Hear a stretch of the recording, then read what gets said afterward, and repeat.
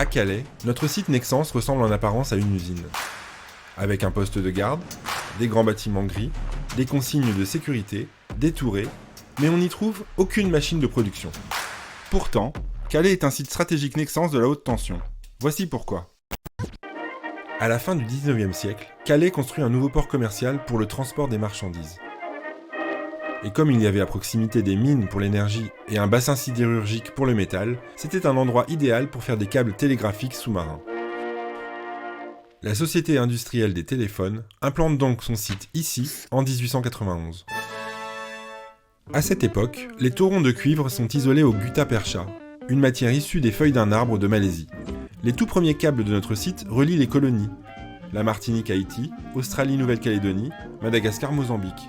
Dès les années 20, la plupart des liaisons télégraphiques sont assurées, et l'arrivée du téléphone rend alors l'expansion du réseau télégraphique obsolète.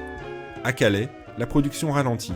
On ne compte plus que 25 collaborateurs en 1925. Mais en 1938, les câbles de Lyon achètent notre site pour une mission précise. Produire le premier câble téléphonique sous-marin reliant la France et l'Angleterre et permettant 12 communications simultanées. Les câbles de Lyon misent sur le développement d'un réseau téléphonique mondial et notre site produit en 1957 un câble téléphonique transatlantique. Devant un tel succès, la maison mère qui produisait à Lyon les câbles de transport d'énergie nous confie la fabrication d'un câble haute tension sous-marin de 132 000 volts pour relier la France et l'Angleterre. Puis un autre pour la liaison Sardaigne-Italie, 110 km, 200 000 volts. Calais, dont les ateliers modernes fabriquent des tronçons continus de 40 km embarqués directement sur les câbliers. Pour produire de tels câbles, alors isolés au papier imprégné d'huile, on installe d'immenses cuves circulaires de 700 tonnes. Celles-ci doivent tourner sur elles-mêmes pour enrouler le câble. Alors pour faciliter cette rotation de 700 tonnes, on a recours à une idée astucieuse. Une grande piscine, il y avait une cuve dedans, et on chargeait le câble dedans, la cuve s'enfonçait et on pouvait fermer le couvercle. Avec le choc pétrolier de 1973, les riches pays exportateurs investissent dans leur réseau électrique. La demande explose et notre site de Calais se spécialise dans la haute tension. Nous créons même en 1985 une plateforme d'essai dédiée et un bureau d'études. Et on innove. La profondeur d'immersion de nos câbles sous-marins passe de 650 mètres à 3000 mètres. On remplace le papier imprégné par un isolant synthétique et on parvient à remplacer le plomb, trop lourd, par de l'aluminium. Pendant ce temps-là, la fibre optique s'industrialise elle aussi et son marché se développe. Lorsque les câbles de Lyon deviennent Alcatel Câble en 1991, la fibre optique sous-marine devient le cœur stratégique du groupe. Alcatel a été d'abord scindé en deux, en Alcatel Submarine Network et en Alcatel Câble, et après il y a eu la création de Nexans à partir de 2000.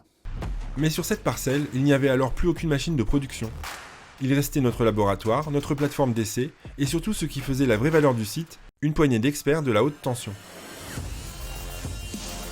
Le cœur de métier de Calais, c'est la qualification des câbles et des accessoires. Avant d'installer un système de câble haute tension, il faut le qualifier. Le client va le mettre sur son réseau à une certaine tension, certaine puissance. Sur le site de Calais, nous on va le pousser dans ses retranchements. On va faire subir aux câbles et aux accessoires tout ce qu'ils risquent de voir quand ils seront été installés chez le client. Et pour ça, on prépare ce qu'on appelle une boucle, c'est-à-dire un échantillon de câbles sur lequel on met des jonctions, des extrémités, et qu'on alimente avec un générateur. On passe par ce qu'on appelle un vieillissement accéléré électrothermique. On va mettre de la tension sur le système de câble et faire vieillir thermiquement le câble en faisant des cycles de chauffage. L'objectif est de reproduire ainsi en 18 mois ce que le câble va vivre pendant 40 ans, ce qui correspond à la durée de vie garantie de nos produits.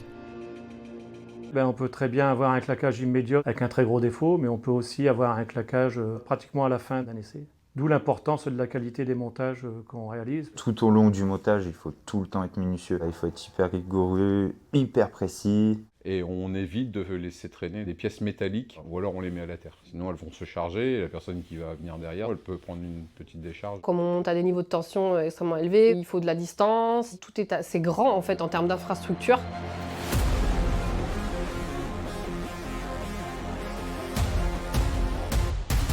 Cette cage de Faraday empêche tous les champs électromagnétiques de s'échapper de cette cage. S'il n'y a pas cette cage de Faraday, si on s'approche d'un générateur par exemple, on risque d'arquer entre ce générateur et nous. La haute tension, ça n'aime pas les pointes. C'est pour ça que tous nos générateurs sont arrondis. Tous les générateurs ont des coupelles métalliques en aluminium qui protègent la boulonnerie ou des pièces à arêtes ou pointes. Après le vieillissement électrothermique qui a été réalisé sur la boucle, on valide l'essai avec cet essai de choc. Les chocs de foudre, on simule la foudre tout bêtement. Notre générateur de foudre, il a 16 étages. Un étage, c'est 200 kV. Quand vous faites 16 x 200, ça fait 3 200 volts. C'est un essai qui n'est pas facile à passer, donc il y a du stress lié à cet essai-là. Ça explique l'ambiance.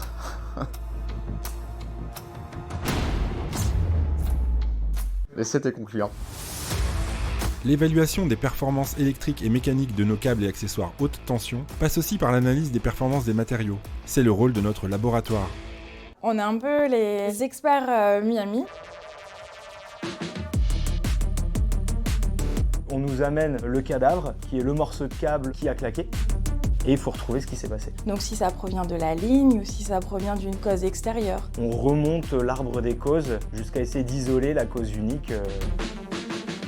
On va faire tout ce qui est les analyses microscopiques et les analyses chimiques pour déterminer la nature des défauts. Et grâce au détecteur ODS, on va déterminer les éléments présents sur le défaut. Carbone, fer, chrome, la petite table de Mendeleïev qu'on a tous appris quand on était au collège. Et les niveaux de tension augmentent de plus en plus.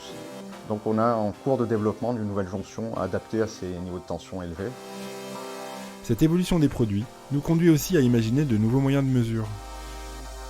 Ça, c'est le banc IRAC qui a été breveté. On mesure notre résistance sur 12 mètres. Comme c'est une mesure qui est assez précise, en microohms par mètre, qu'on ne peut pas se permettre d'être perturbé par autre chose qui est à l'extérieur.